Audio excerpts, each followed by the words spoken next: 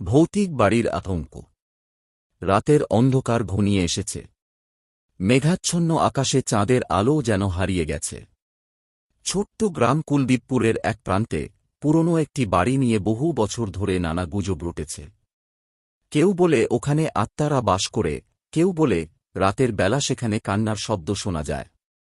সুদীপ্ত, শহরের ছেলে, ভূতের গল্পে একদম বিশ্বাস করত না।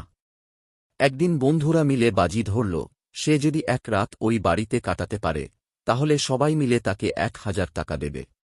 সাহসী সুদীপ্ত হাসতে হাসতে রাজি হয়ে গেল। অদ্ভুত ঘটনা শুরু। রাত ১০টা। হাতে টর্চ নিয়ে সুদীপ্ত পুরনো বাড়ির ভেতরে ঢুকল।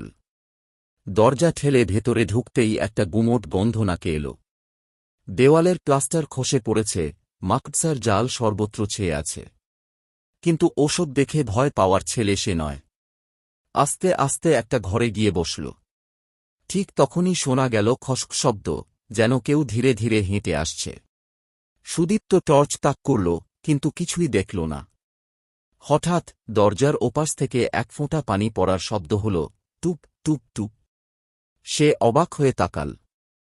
দেওয়ালে ঝোলানো একটা পুরনো আয়না কাঁপছে। মুহূর্তের মধ্যে আয়নার ভেতর থেকে একটা হাত বেরিয়ে এল। রক্তমাখা হাত। ভয়ঙ্কর মুহূর্ত। সুদীপ্ত আতঙ্কে চিৎকার করতে গিয়েও পারল না। শরীর অবশ হয়ে আসছে।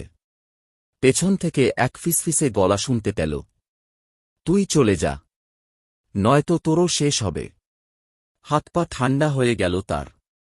দরজার দিকে দৌড় দিল, কিন্তু দরজা বন্ধ। বাইরে থেকে কেউ যেন তালা দিয়ে দিয়েছে। শীতল একটা হাত হঠাৎ তার ঘাড়ে ঠেকল। পেছন ফিরে তাকাতেই দেখতে পেল একটা বিকৃত মুখ। চোখ নেই, শুধু গভীর অন্ধকার গহ্বর। মুখের ভেতর থেকে পোকামাকড় বের হচ্ছে। অদৃশ্য হয়ে যাওয়া। সুদীপ্ত আর চিৎকার করতে পারল না। তার মাথা ঘুরে গেল, দৃষ্টিটা ঝাপসা হয়ে এল। মুহূর্তের মধ্যে সব অন্ধকার। পরদিন সকালে বন্ধুরা এসে দরজা খুলল। কিন্তু ঘরের ভেতরে কেউ নেই। শুধু মাটিতে লেখা, আমি তোকে সাবধান করেছিলাম। সেদিনের পর থেকে সুদীপ্তকে আর কেউ খুঁজে পায়নি।